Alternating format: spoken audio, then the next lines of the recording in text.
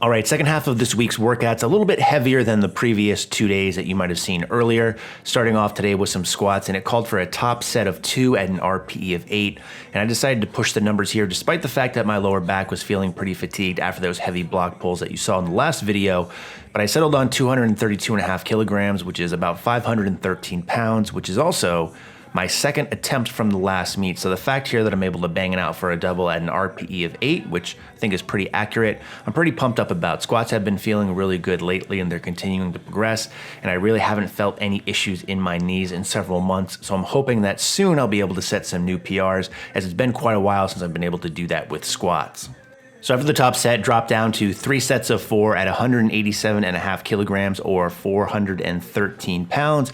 And instead of show you all 3 working sets in their entirety, I'm just going to show you little bits and pieces so you get the idea. I was actually really happy about depth here for once as well, which is surprising because again, my lower back was pretty fatigued and I was pretty tired from doing them other squats. Now on Friday, I had 2 people come to train with me, Nick Wright and Dave Lotito, both of whom I will link their channels in the description box below. Please check them out because they did a much better job of filming for this collaboration than I did. As you guys know from watching my videos, I live that tripod life and I'm not very interactive with people and I don't put a lot of time and effort into my editing, whereas they do.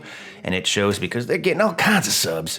And I'm just getting some people who like watching an old man work out in his basement. And in this case, I had 2 people come and want to see that live. And overall, it was a very fun training session. That's kind of what I want to talk about today because I get people who ask me, don't I miss going to a gym or how can I train by myself? They find that very unmotivational. And you guys know how big I am on motivation.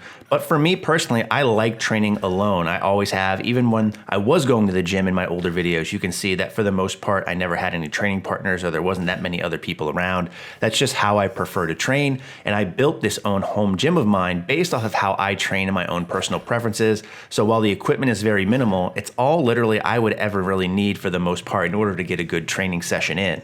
Now, while this is ideal for myself, it's not so ideal when you have other people down there training with you. So having an additional person is tough, and having 2 additional people down there is pretty difficult because when you think about it, I only have 1 power rack, 1 bench, and while I do have 2 barbells, you might notice based on these shots, you no longer see those rogue bumper plates in the background, and that's because I recently sold them.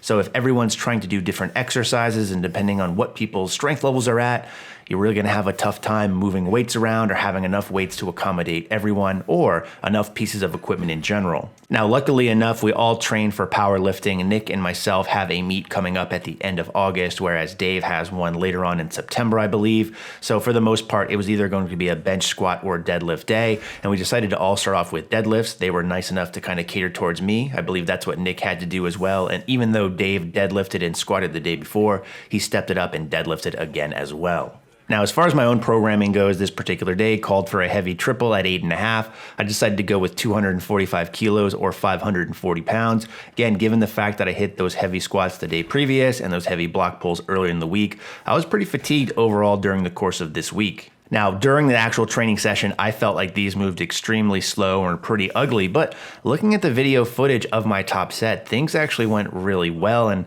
I probably should have bumped up the weight even more. Now, I'm not going to get too into the weights lifted or the reasoning behind why they were doing certain sets and reps as far as Nick and Dave's training goes, only because I'm not that in tune with their own programming.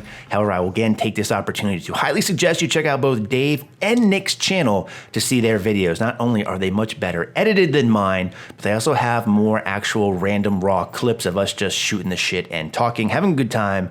I myself, being the terrible YouTuber I am, neglected to do that. Now, after deads, Nick headed out, but Dave and I continued to train, do some other stuff as I had some other accessory work I needed to do, like squats and bent over rows, and Dave benched as well.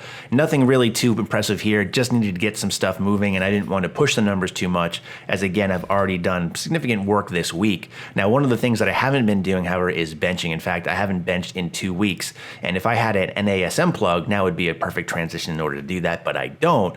So I've just really been taking time off pressing because I'm really worried that my shoulder's not getting better as it should, and I still want to compete in this meet in now 3 weeks, so I just want to make sure that I give it adequate rest and I don't re-injure it or make it worse. So we'll just have to see what happens, and I'll probably update you guys on that very shortly. But I gotta say, overall, it was a great training session and a great training week for myself, so really pumped about getting some positive momentum going forward. Dave drove 2 hours down, so it was really nice of him to come down. And even though Nick lives 15 minutes away from me, we don't see each other as much as I'd like. Nick, I miss you. But in the meantime, as always, thanks so much for watching, and stay big.